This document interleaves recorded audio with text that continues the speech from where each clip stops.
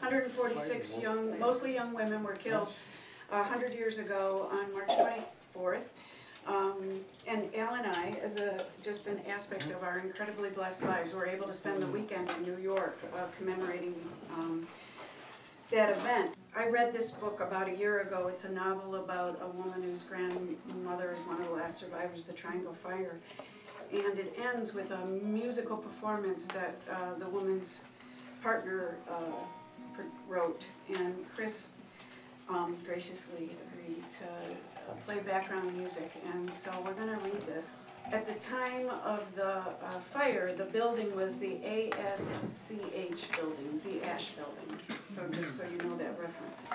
The 146-piece orchestra blares into life with driving blue notes and syncopations as the machinery of the Triangle Waste factory slowly picks up speed and another relentless workday begins. The machinery charges and pounds, and the chorus comes in, and the workers cut and sew and stitch, and the bosses demand more, and the machines crank and roar and beat on. The tempo increases, the timpani roll. The workers cut and sew and stitch faster and faster. The orchestra shouts, the chorus is chanting. The presser, the cutter, the ringer, the mangle, the needle, the union, the treadle, the bob, and the bosses. And now the whistle is whistling, the workday is ending, and now the machines are beginning to slow.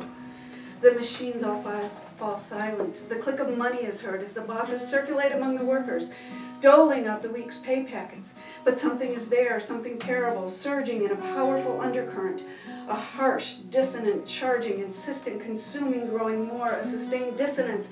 And the tempo increases as it grows, feeding, looming at the insistent, insatiable presence that is accelerando, and now with a boom the fire has arrived, and the chorus is chanting, flames, fire, fire in the factory, srefe, incendio, ignosco, svenvedeli, orob, fogo, srefe, fire, and the telephones are ringing and ringing. The orchestra beats unrelentlessly in dissonant oppositional waves of sound.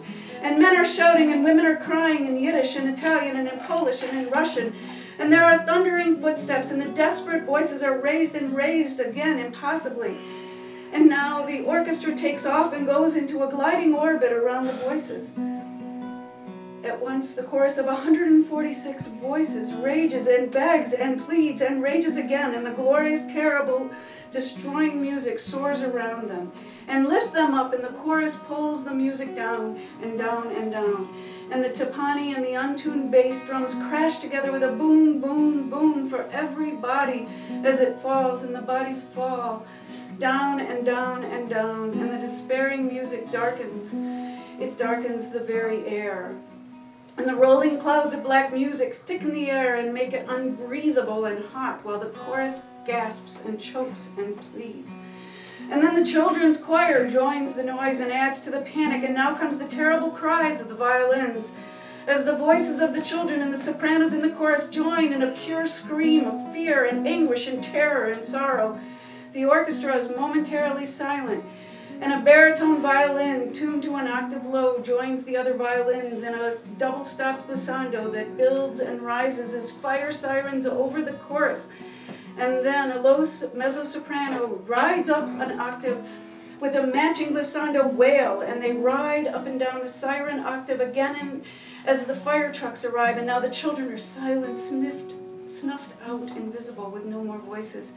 But they stand there mute, moving their mouths, singing rest note after rest note, singing the silences, present in their absence. And the desperate murmur of the helpless onlookers buzzes from the back of the chorus. The full orchestra returns, and the fire rages, and the firemen rage, and the onlookers mill in the street. And underneath the noise of it all is the relentless boom, boom, boom of the bodies hitting the pavement one by one. The terrible stopping short of a life is there in the dull weight of each impact. It repeats and repeats. The swoop of the falling bodies, and then the finality of that resonant impact. The terrible stillness that ends each fall again and again and yet again. The crashing bodies hit the ground. The overloaded fire escape tears away from the wall. The locked doors hold captive the last of the burning girls. The fire burns in diminishing ripples now, with nothing left to consume, no more lives to be lost. Ash building to ashes, dust to dust. There is nothing now but the looking back and the remembering, the sifting of ashes that will continue for decades. This is what happened, this is what happened, this is what happened.